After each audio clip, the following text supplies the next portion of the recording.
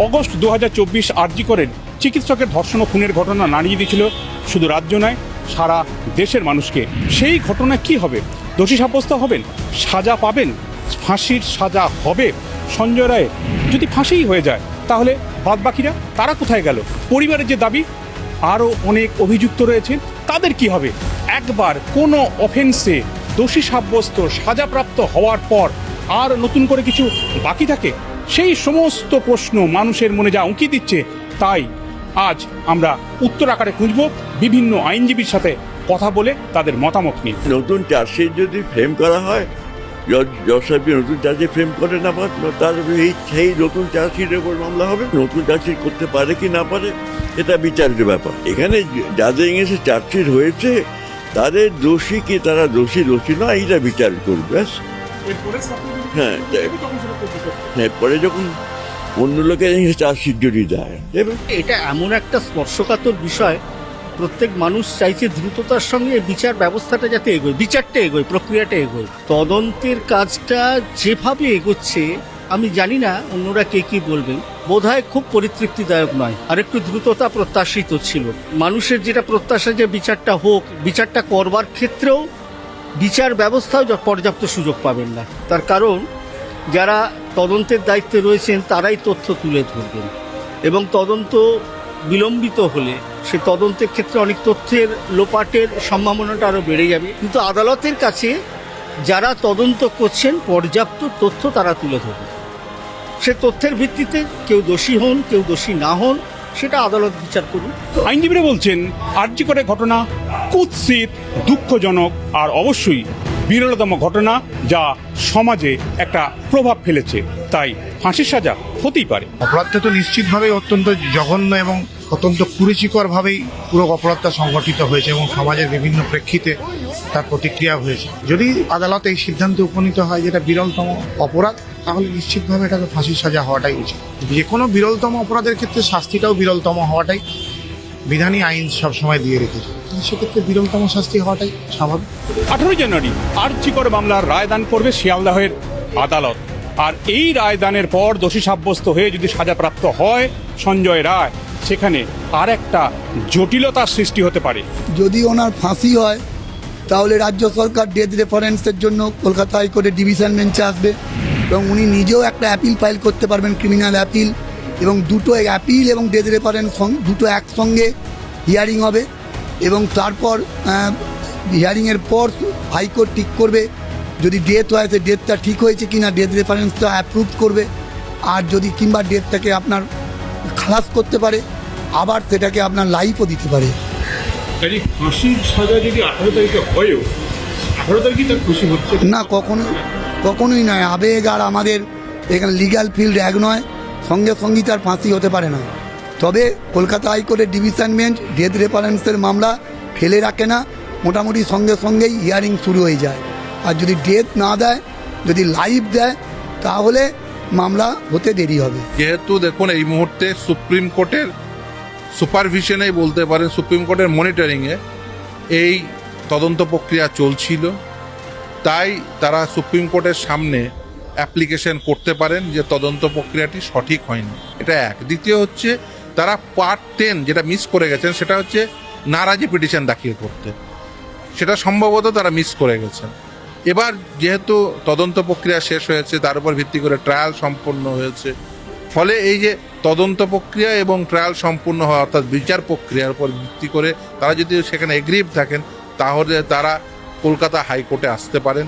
সেই তদন্ত প্রক্রিয়া এবং বিচার প্রক্রিয়াটিকে তারা চ্যালেঞ্জ করে কলকাতা হাইকোর্টে আসার তাদের সম্ভাবনা রয়েছে। তারা চাইলে সেটা এক্সারসাইজ করতে পারে। আর সুপ্রিম কোর্টের সামনে তো তাদের ওই অপশন খোলাই আছে, তার কারণ কলকাতা হাইকোর্ট তারা নির্দেশ দিয়েছিল কোর্ট মনিটর সিবিআই তদন্তের। সুপ্রিম কোর্ট সুমোটো কগনিজেন্স নিয়েছে, ফলে সুপ্রিম কোর্টের সামনে তারা কেন এগ্রিভ সেটাকে কিন্তু ক্যানভাস করার সুযোগ আগেও ছিল, এই মুহূর্তেও রয়েছে। এবং এই বিচার প্রক্রিয়া সম্পূর্ণ হয়ে যাওয়ার পরে বিচার প্রক্রিয়া সম্পর্কে এবং তদন্ত সম্পর্কে কোনো প্রশ্ন থাকলে তারা কিন্তু কলকাতা হাইকোর্টের সামনে আবারও আসতে পারে। চিকিৎসক খুন, ধর্ষণ আর তথ্য প্রমাণ লোপাট বা সেই কাজে সাহায্য করা, গ্রেপ্তার হয়েছিলেন 2 জন।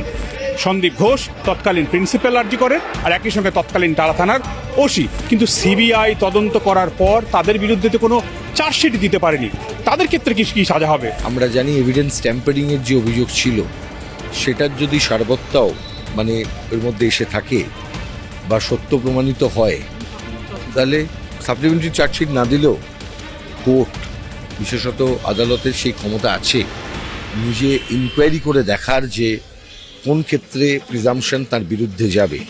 কারণ যদি না থাকে কোনো ডকুমেন্ট, মানে ক্রিমিনাল প্রসিডিওর কোডে অসংখ্য ম্যান্ডেটারি রিকোয়ারমেন্ট আছে এবং সেই ম্যান্ডেটারি রিকোয়ারমেন্টগুলোর অনেকগুলো জায়গাতে দেখবেন সব কিছুর ফরম্যাট আছে। বিশেষত ধরুন আমাদের দেহ যখন নিয়ে যাওয়া হয়েছে শ্মশান থেকে, শ্মশানে ক্রিমেট করা হয়েছে, তার আগে মর্গ থেকে শ্মশানে গেছে, প্রতিটার ক্ষেত্রে চালান, কোনো একটি ডকুমেন্ট নেই। এই প্রিজাম্পশন কিন্তু বিরুদ্ধে যাবে যারা দায়িত্বশীল ব্যক্তি, তাদের বিরুদ্ধে। কোর্ট নিশ্চিতভাবে সেটা খেয়াল রাখবেন। সবসময় যে এভিডেন্সকে চার্জশিটের মাধ্যমে উঠে আসতে হবে এরকম বিষয়টা নয়। যে এভিডেন্স আছে সেখান থেকেও বোঝা যেতে পারে যে ইনভেস্টিগেটিং এজেন্সির ব্যক্তিরা কী কী করে থাকতে পারেন, বিশেষত যিনি কনসার্ন পুলিশ অফিসার, যিনি অভিযুক্ত, যিনি এই ট্রায়ালে যার বিরুদ্ধে বক্তব্য আছে, তার ক্ষেত্রে করতে পারেন। কিন্তু সেটা স্কোপ কতটা, সেই স্পেশাল পাওয়ারটা কতটা তারা ব্যবহার করবেন, এটা নির্ভর করবে আদালতের উপরেই। এটাও মাথায় রাখার যে ক্রিমিনাল অফেন্সের ক্ষেত্রে যত দিন গড়ায় তত এভিডেন্স কিন্তু একটু একটু করে কিন্তু মিলিয়ে যায়। এই মিলিয়ে যাওয়ার পিছনে, ডিলে করার পিছনে, বা এই যে নির্দিষ্ট কোনো স্ট্যাটুটারি ডিউটি সেটা পারফর্ম করার পিছনে ধরুন কোনো ফরম্যাটে এইটা করতে হবে, কারণ পুলিশ তো যেভাবে বলা আছে আইনে তার বাইরে কিছু অন্যথায় করতে পারে না, সেটা যদি তারা না করে থাকেন তাহলে presumption will go against them. আর সেটাই কিন্তু আগামী দিনের ফার্দার ইনভেস্টিগেশনের রাস্তাও কিন্তু খুলে দিতে পারে। এমনকি অন্য এজেন্সি দিয়েও এই তদন্ত করানো সম্ভব। এমনকি সেই তদন্তের ভিত্তিতে যদি রিট্রায়াল যদি করতে হয় সেটাও করানো সম্ভব, বা রিট্রায়াল করানোর সময় যদি দেখা যায় যে যদি খালাস হয়, অবশ্যই সাজা হলে প্রশ্নটা অন্যদিকে যাবে।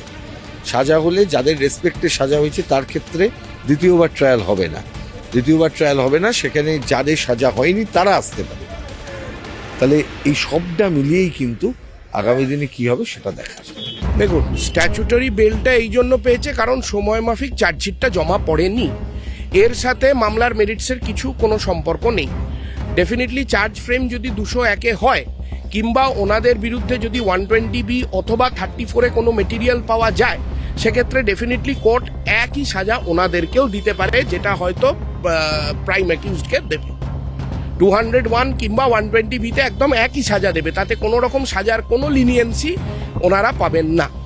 সেক্ষেত্রে তারা কি আবার জেলে চলে যেতে পারে? একদম নিশ্চিতভাবে যদি কনভিকশন হয় জেলে যেতেই হবে তাদেরকে, যতদিন না হাইকোর্ট তাদের বেল সেন্টেন্স সাসপেন্ড করছে। কিন্তু এই ট্রায়ালে তো তারা বলার কোনো সুযোগ পায়নি, তাদের বিরুদ্ধে সিবিআই এখন চার্জ আনেনি, মানে জাস্ট অ্যারেস্ট করে চার্জশিট দেয়নি। সেক্ষেত্রে তো এই বিচার প্রক্রিয়া তারা তো আসছে। দেখুন, এই বিচার প্রক্রিয়া না এলেও সাপ্লিমেন্টারি চার্জশিটের প্রভিশনটা ওপেন আছে 173(8)-এ, সিবিআই কিন্তু ফার্দার ইনভেস্টিগেশন চালিয়ে যাচ্ছে। এবং 201 কিংবা 120B এসেন্সটাই হচ্ছে যে আমরা ভবিষ্যতে যদি কিছু ওনাদের এগেনস্টে পাই যে ওনারা সত্যি কোনো প্রমাণ লোপাট করেছেন বা কিছু করেছেন, সেক্ষেত্রে কিন্তু নিশ্চিতভাবে তাদের এগেনস্টে বিচার প্রক্রিয়া চলবে এবং তারা দোষী সাব্যস্তও হবেন, তাদেরকে জেলেও যেতে হবে। ফাঁসির সাজা সঞ্জয় রায় পেলেও এখনই কিন্তু তাকে ফাঁসি কাটে ঝোলানো যাবে না, কারণ ফাঁসির সাজা সুনিশ্চিত করার জন্য আর এক প্রস্থ আইনি প্রক্রিয়া বাকি রয়ে যাচ্ছে, যা হবে কলকাতা হাইকোর্ট থেকে। তখন সেই নির্দেশ চ্যালেঞ্জ করে আবারও মামলা করতে পারবে সঞ্জয় রায়।